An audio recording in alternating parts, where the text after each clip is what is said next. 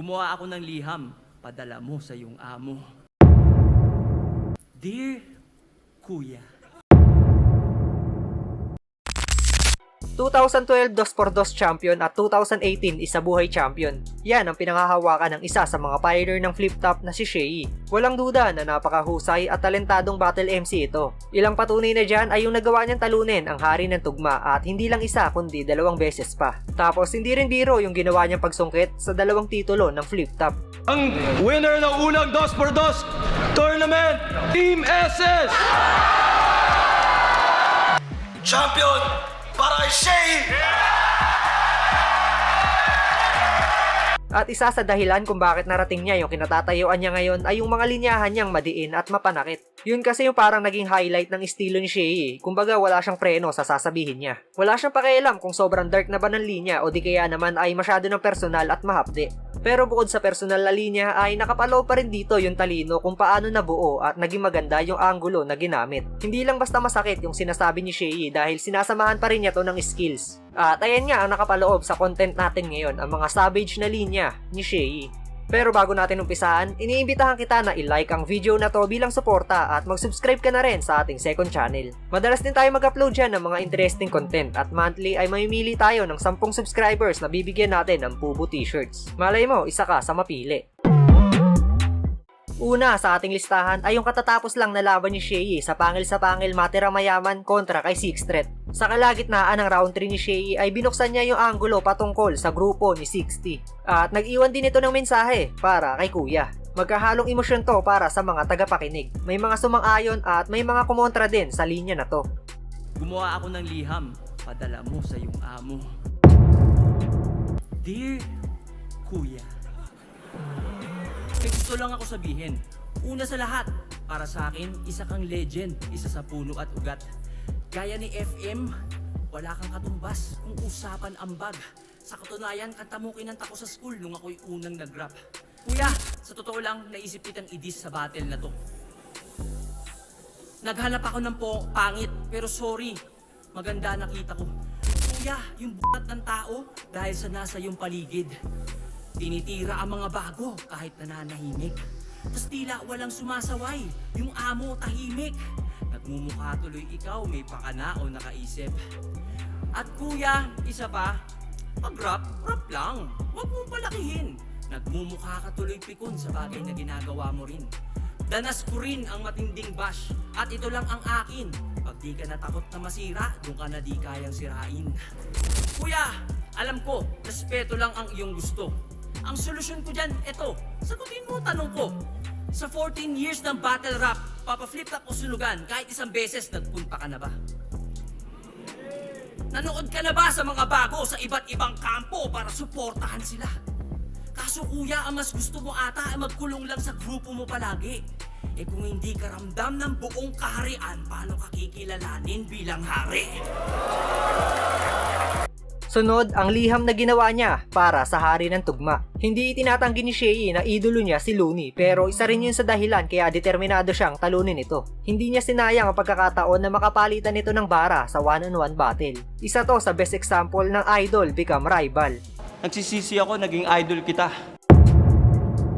Bago matapos tong battle na to, may liham ako para sa'yo. Dear Looney, kamusta na? Ang bilis ng panahon. Idol kita, dati pa, may buhok ka pa nun. Gano'n na ba katagal? Mga 8 taon magmula nung marinig ko yung critical condition. Grabe, ang galing yung dalawa ni Ron. Parang 2 leon kahit na mukhang timon. Umalis ako sandali. Ba't sa aking paglingon nabalitaan ko under na kayo ni Abra ngayon? Dating hari nakikitulog na lamang sa sofa. Ano ba kasi mga pinagagawa mo? Dating humahamig asa na lang sa balato. Kaya nagpasakop kasi may napapalato umaasa sa iba para magkalaman ng plato. Pero wala akong pake, di ba? Diskarte mo yan. Ang akin lang, hindi ka naman dapat umabot sa ganyan. Bigay mo na rin kaya pati asawa mo sa kanya. Tutal ayos lang sa'yo makita pangarap mo, hawak ng iba. Kung ba proud kang adik ka, edi mag-adik ka pa sa nagayahin ka ng anak mo tapos droga ikamatay nila.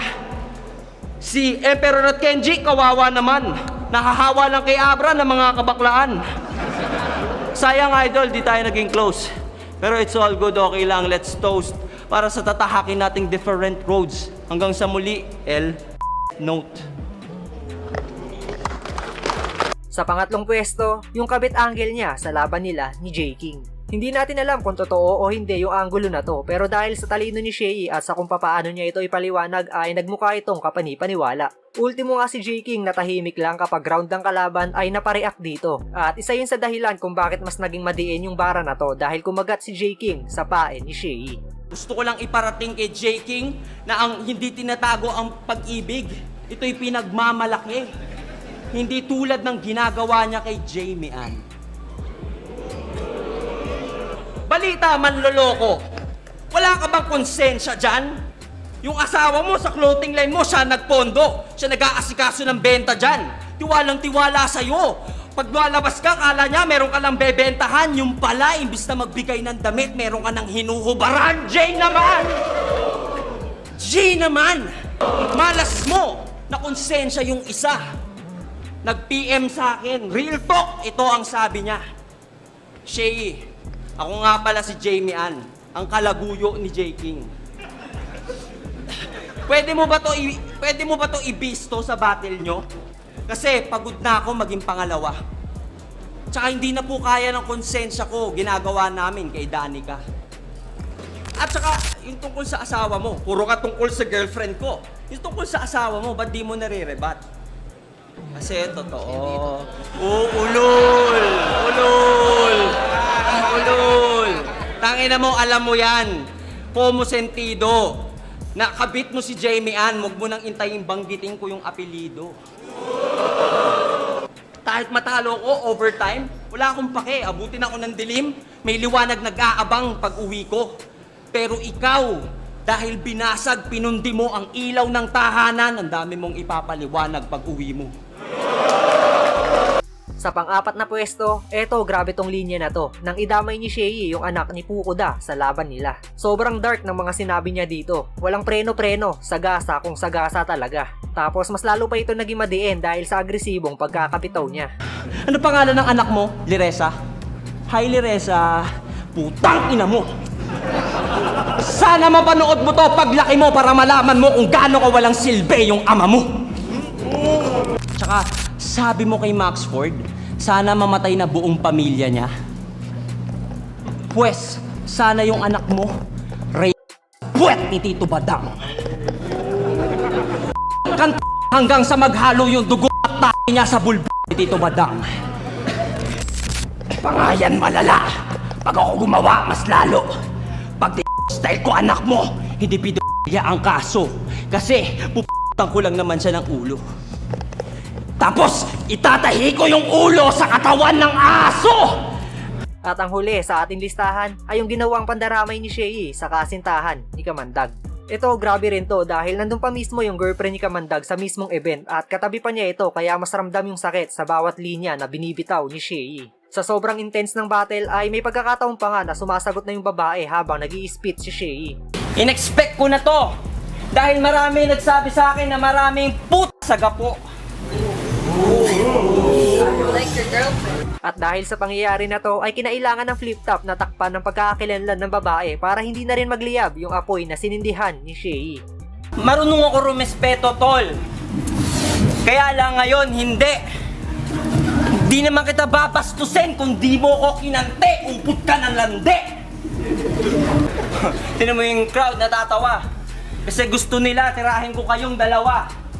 At ikaw! Ang lakas naman ng loob mo na sa linya ko sa'yo, ako pa ay sagutin. Sige, kung may suso ka nga, patingin. At ayan nga ang mga savage na linya ni Shea. Para sa inyo, anong linya ni Shea yung pinakamadiin at masakit? Pwede nyo yan i-comment sa ibaba at babasahin nating lahat yan.